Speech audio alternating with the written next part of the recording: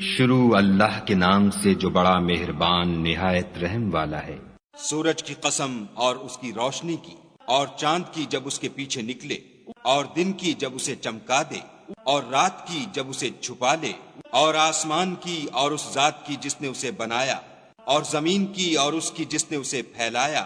اور انسان کی اور اس کی جس نے اس کے اعضاء کو برابر کیا،